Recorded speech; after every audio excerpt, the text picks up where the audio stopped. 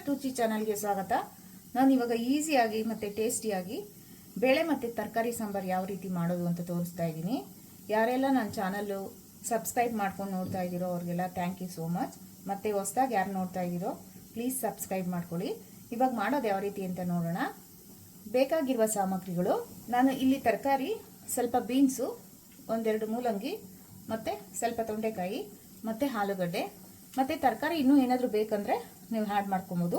ಮತ್ತು ಒಂದು 200 ಗ್ರಾಮು ತೊಗರಿಬೇಳೆ ತೊಗೊಂಡಿದ್ದೀನಿ, ಸ್ವಲ್ಪ ಕೊಬ್ಬರಿ ಮತ್ತು ಸ್ವಲ್ಪ ನೋಡಿ ಇಷ್ಟು ಹುಣಸೆಹಣ್ಣು ಮತ್ತು 2 ಟೇಬಲ್ ಸ್ಪೂನು ಸಾಂಬಾರು ಪುಡಿ ಮತ್ತು ರುಚಿಗೆ ತಕ್ಕಷ್ಟು ಉಪ್ಪು ಮತ್ತು 2 ಮೀಡಿಯಮ್ ಸೈಜ್ದು ಈರುಳ್ಳಿ ತೊಗೊಂಡಿದ್ದೀನಿ ಮತ್ತು ಒಂದು 4 ಟೊಮೆಟೊ, 4 ಆದರೂ ತೊಗೊಬೋದು, 3 ಆದರೂ ತೊಗೊಬೋದು, ನಿಮ್ಮ ಚಾಯ್ಸು. ಮತ್ತು ಒಗ್ಗರಣೆಗೆ ಒಂದು 4 ಎಸಳು ಬೆಳ್ಳುಳ್ಳಿ ಚಚ್ಚಿಟ್ಕೊಂಡಿದ್ದೀನಿ ಮತ್ತು ಕರಿಬೇವಿನ ಸೊಪ್ಪು. ಇವಾಗ ಮಾಡೋದು ಯಾವ ರೀತಿ ಅಂತ ನೋಡೋಣ. ನೋಡಿ, ನಾನು ಈ ಮೊದಲಿಗೆ ಒಂದು ಬಟ್ಲು ತೊಗೊಂಡು ನೀರು ಹಾಕ್ಕೊಂಡು ಸ್ವಲ್ಪ ಉಪ್ಪು ಹಾಕ್ಕೊತಾ ಇದ್ದೀನಿ.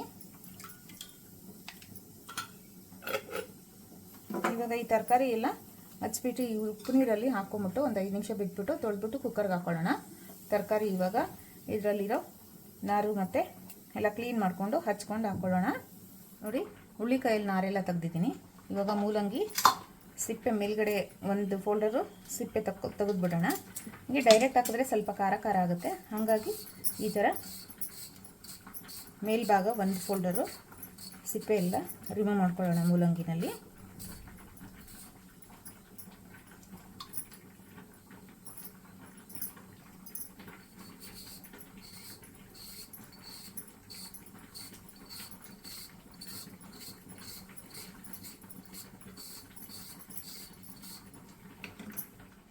ನೋಡಿ, ಇವಾಗ ತರಕಾರಿ ಎಲ್ಲ ಹಚ್ಕೊಂಡಿದ್ದೀನಿ. ಮೂಲಂಗಿ ನೋಡಿ ಈ ಥರ ಹಚ್ಕೊಂಡಿದ್ದೀನಿ ಮತ್ತು ಆಲೂಗಡ್ಡೆ, ತೊಂಡೆಕಾಯಿ, ಹುಳ್ಳಿಕಾಯಿ ಎಲ್ಲ ಹಚ್ಕೊಂಡಿದ್ದೀನಿ. ಇವಾಗ ಈ ನೀರು ತೊಗೊಂಡಿದ್ವಲ್ಲ, ಉಪ್ಪು ನೀರು, ಈ ನೀರಿಗೆ ಹಾಕ್ಕೊಂಡು ಚೆನ್ನಾಗಿ ತೊಳೆದ್ಬಿಟ್ಟು ಕುಕ್ಕರ್ಗೆ ಹಾಕ್ಕೊಳ್ಳೋಣ.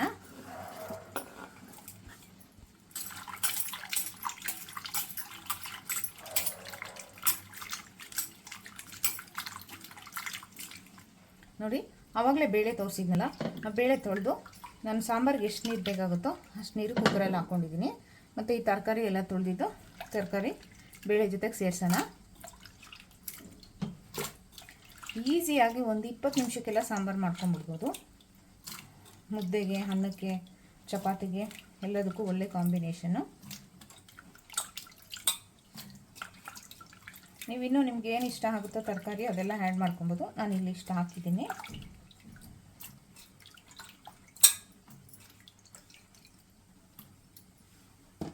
ಇವಾಗ ಟೊಮೆಟೊ ತೊಗೊಂಡಿದ್ವಲ್ಲ, ಟೊಮೆಟೊನೂ ಇದಕ್ಕೆ ಹಾಕ್ಬಿಡೋಣ. ಮತ್ತು ಈರುಳ್ಳಿ ಮತ್ತು ರುಚಿಗೆ ತಕ್ಕಷ್ಟು ಉಪ್ಪು. ಇದನ್ನು 1 ವಿಸಿಲ್ ಅಥವಾ 2 ವಿಸಿಲ್ ಮಾಡಿಸ್ಕೊಳ್ಳೋಣ.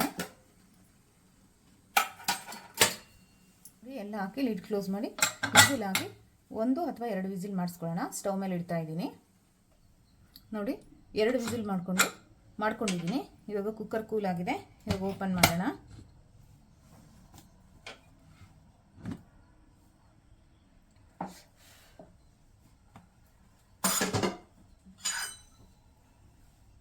ನೋಡಿ, ಬೇಳೆ ತರಕಾರಿ ಎಲ್ಲ ನೀಟಾಗಿ ಬೆಂದಿದೆ. ಇವಾಗ ಈ ಟೊಮೆಟೊ ಮತ್ತು ಈರುಳ್ಳಿನ ಮಸಾಲೆ ರುಬ್ಬೋದಕ್ಕೆ ತಗೊಳ್ಳೋಣ.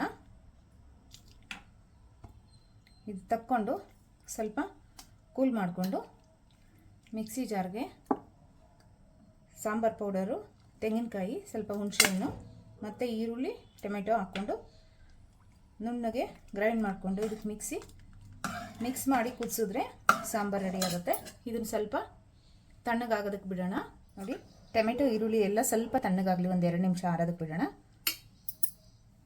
ನೋಡಿ, ಈರುಳ್ಳಿ ಟೊಮೆಟೊ ಎಲ್ಲ ಕೂಲ್ ಆಗಿದೆ. ಇವಾಗ ಮಿಕ್ಸಿ ಜಾರ್ಗೆ ಟ್ರಾನ್ಸ್ಫರ್ ಮಾಡ್ಕೊತಾ ಇದ್ದೀನಿ.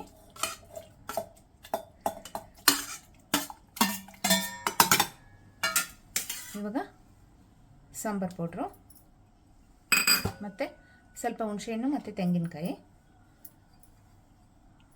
ಸ್ವಲ್ಪನೇ ನೀರು ಸೇರಿಸ್ಕೊಂಡು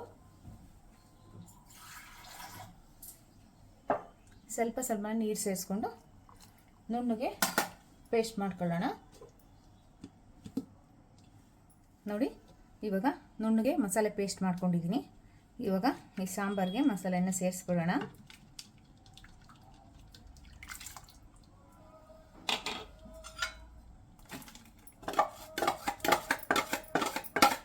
ನೀವು ಹುಳಿಕಾಯಿ ಹಾಕಿರೋದ್ರಿಂದ ಇಲ್ಲಿ ಸ್ವಲ್ಪ ತೆಳ್ಳಗಾದರೆ ನೀರು ಥರ ಆಗಿಬಿಡುತ್ತೆ. ನೀವು ಸ್ವಲ್ಪ ಗಟ್ಟಿಗೆ ಮಾಡ್ಕೊಳ್ಳಿ, ಜಾಸ್ತಿ ನೀರು ಸೇರ್ಸೋಕೆ ಹೋಗಬೇಡಿ.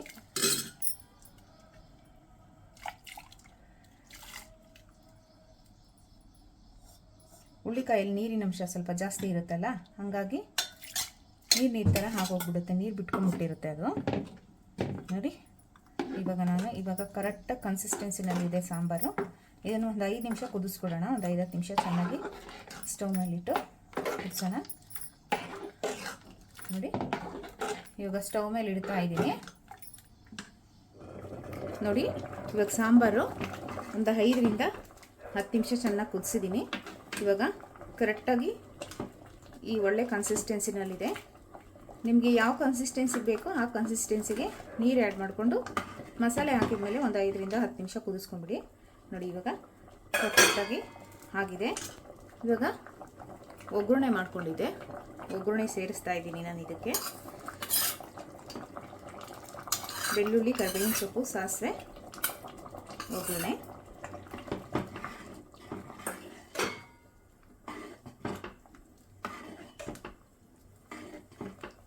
ನೋಡಿ ಫೈನಲ್ ಆಗಿ ತರಕಾರಿ ಬೇಳೆ ಸಾಂಬಾರು ರೆಡಿ ಆಗಿದೆ. ಇವಾಗ ಸ್ಟವ್ ಆಫ್ ಮಾಡಿ ಲಿಡ್ ಕ್ಲೋಸ್ ಮಾಡ್ತಾ ಇದ್ದೀನಿ.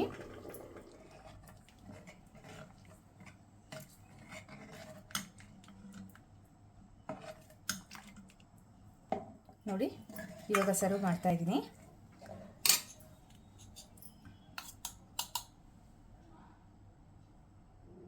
ಸ್ವಲ್ಪ ತುಪ್ಪ ಹಾಕ್ಕೊಂಡು ಇವಾಗ ಸಾಂಬಾರು ಹಾಕ್ಕೊಳ್ಳೋಣ.